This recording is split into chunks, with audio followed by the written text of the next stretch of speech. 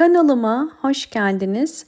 Bugün sizlere orkidelerinizin bol bol çiçek açması, sağlıklı kökleri, aktif köklere sahip olabilmesi için ve yeni yapraklar, canlı yapraklar çıkarabilmesi için yine çok güzel detaylardan ve yeni bir bitki besininden bahsedeceğim. Gördüğünüz üzere orkidelerim gayet canlılar. Bu orkidelerim benim kendi yetiştirdiğim orkidelerim. Bol bol çiçek dalı çıkarıyorlar ve şu anda da ilkbahar ayında olduğumuz için orkidelerin tam çiçek çıkarma, çiçek dalı çıkarma zamanı. Bu zamanda mutlaka orkidelerinize bol bol bitki besini takviyelerinde bulunmanız gerekiyor. Ve orkidelerinizi mutlaka belirli aralıklarla kontrol etmeniz gerekiyor. Bugün sizlere bitki besini için zencefilden bahsetmek istiyorum. Zencefil içerisinde bulundurduğu vitaminler sayesinde orkidelere inanılmaz fayda sağlıyor. Özellikle zencefil orkidenin yapraklarının canlanmasına, bol bol yeni kökler çıkarmasına da yardımcı oluyor. Bakın elimde bir zencefil var ve bu zencefilin ben sadece ince dilimleri keseceğim. Kesinlikle çok kalın dilimler kesmeyin. Benim için sadece 3 tane ince dilim gerekli. Bu şekilde kabuğuyla beraber ince dilimlere ayırıyorum. Özellikle zencefil seçmemin nedeni ise içerisinde bulundurduğu bol C vitamini, magnezyum, potasyum, kalsiyum, fosfor sayesinde ve yağlar sayesinde orkidelerin yapraklarında ve de köklerinde canlanmaya yardımcı oluyor. Bakın görüyorsunuz boyutu bu kadar ve bu 3 parçayı da ben şimdi 2 litre suyun içerisine koyacağım. Zencefilin hem çok ağır bir kokusu var hem de etkisi çok kuvvetli. Bu yüzden çok fazla kesinlikle koymayın. Sadece bu 3 dilim olacak şekilde bakın 2 litre suyun içerisine koyuyorum ve bunu ben bir gece dinlendireceğim. Yani 12 saat dinlendirmiş olacağım. Bir gece sonunda nasıl kullanacağımı sizlere tekrardan göstereceğim. Evet, bir gece dinlenen zencefilli suyum orkidelerimi kullanmam için artık hazır. Bunu kullanmak için elimde bu şekilde bir sprey kutusu var.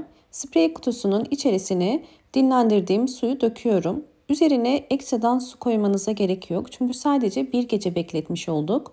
Bu zencefilli suyu orkidelerimize ilaç olarak kullanacağız. Özellikle orkide yapraklarında meydana gelen böceklenmeler ve küflenmelerde ya da orkide köklerinde çürümeler ve küflenmelerde çok fayda sağlıyor. Çünkü antiseptik özelliği sayesinde orkidelerin hızla canlanmasına yardımcı olur. Hazırlamış olduğum su hazır. Bakın yapraklarına sıkacağım. Yapraklarında şu anda çok fazla toz var. Özellikle bu tozlarla beraber bir takım bakteriler de üreyebiliyor. Fakat bunu sıkarken dikkat etmeniz gereken sadece yapraklarına, orkidenin çiçeklerine sıkmayın. Çünkü bu çiçekler her zaman çok hassastır. Su bile sıksanız ister istemez lekeler oluşabilir. Zaten zencefil de ağır bir kokusu ve etkisi olduğu için çiçeklere zarar verir. Bakın sadece yapraklarına bol miktarda sıkıyorum. Özellikle orkide yapraklarında belirli aralıklarla eğer kontrol etmezsek zaman ile yapraklarda böcekler ya da bir takım hastalıklar olduğunu görebiliyoruz. Mantar hastalığı gibi ya da unlu bit hastalığı gibi ya da trips böceği gibi orkide yapraklarında bir takım hastalıklar olabiliyor. Ve bu hastalıklar orkidenizin tomurcuklarının kısa sürede sararıp dökülmesine, çiçekli ise çiçeklerin dökülmesine ve yaprak sararmasına sebep olabiliyor. Ve bütün bu sebeplerden dolayı orkideleriniz aylarca çiçek açmayabiliyor ya da çiçek dalı çıkarmayabiliyor. Çünkü orkide hastalıklarının mutlaka onarılması gerekiyor. Bunun için ister benim daha önce bahsettiğim limonlu su kullanabilirsiniz ya da nemya ya da şu anda kullandığım zencefilli suyu da kullanabilirsiniz. Zencefilli su da aynı etkiyi gösterir. Özellikle zencefilli suyun kokusu çok ağır olduğu için böcek savar özelliği de var. Böceklerin orkideye yaklaşmasını da engelliyor. Bakın bu şekilde sıktıktan sonra özellikle yaprak aralarının arasındaki suyun birikip orkideye zarar vermemesi için pamuk koydum. Sizler de bu yöntemi deneyebilirsiniz. Ve bunu bir pencere kenarına koyup yarım saat boyunca pencereyi açıp kurumasını bekleyin. Bu şekilde daha hızlı etki gösterecektir. Orkidelerinizin sağlıklı olduğunu zaten bakın bu şekilde yapraklarına ve köklerine bakarak anlayabilirsiniz. Eğer orkideleriniz benim kullandığım gibi düzenli aralıklarla besin takviyelerinde bulunursanız bu şekilde canlı kökleri oluşuyor ve canlı kökler, canlı yapraklarda orkidelerinizin hızlı bir şekilde çiçek çıkarmasına yardımcı oluyor. Eğer orkideleriniz sağlıklı değilse, aktif kökleri yoksa, yeni yapraklar ve yeni kökler çıkarmıyorsa bu orkidenin yeni çiçek dalı çıkarmasını kesinlikle beklemeyin. Bu yüzden mutlaka yaprak ve kök temizliğine dikkat edip belirli aralıklarla kontrol edin. Bakın görüyorsunuz yine gayet sağlıklı kökler. Kök uçları özellikle bakın hava köklerinde kök uçları özellikle aktif ve yeni yapraklar çıkarmaya devam ediyor. Şimdi sizlere özellikle elimdeki bir orkideyi daha göstermek istiyorum. Evet bakın orkidem gördüğünüz üzere bol yeni çiçek dalı çıkardı. Şu anda 3 tane çiçek dalı var ve gelişimi gayet iyi görünüyor.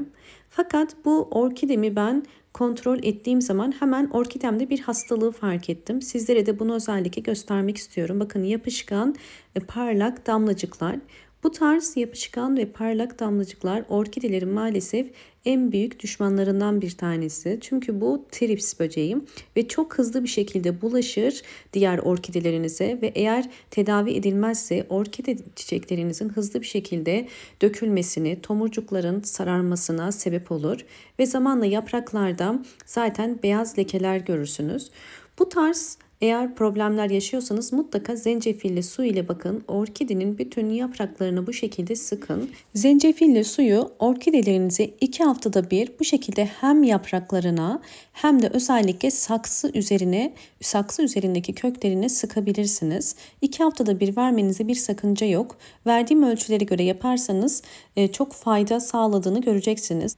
Öncelikle bir pamuk ile bakın yine siliyorum çünkü yapışkan damlacıklar vardı ve bu yapışkan damlacıkların gittiğinden emin olacağım. Daha sonra bu işlemi yaptıktan sonra tekrar zencefilli suyu sıkarak orkideniz eğer normal sıcak bir ülkede yaşıyorsanız dışarıya güneş almayan bir balkona koyun ve üzerindeki su kuruyuncaya kadar bekletin. Böylelikle üzerindeki trips böcekleri de uzaklaşacaktır. Bu işlemi mutlaka 2 haftada bir uygulamaya çalışın. Eğer orkidelerinizde bu tarz hastalıklar varsa, eğer orkideniz sağlıklı ise ayda bir kere bu işlemi uygulamanız yeterli olur. Ve bu işlem sayesinde özellikle zencefilli su antiseptik özelliği sayesinde orkidenin hızla canlanmasına, canlı yapraklar çıkarıp hızlı bir şekilde büyümesine ve bol bol çiçek çıkarmasına bakın yardımcı olur. Umarım bu videom sizler için faydalı olmuştur. Videomu beğendiyseniz eğer hemen beğen tuşuna basıp kanalıma da abone değilseniz abone olmayı unutmayın. Videomu sevdiklerinize de paylaşabilirsiniz. Bol bol yorumlar yapıp yorumlar kısmına da sorularınız varsa sorabilirsiniz. Hoşça kalın, sağlıkla kalın.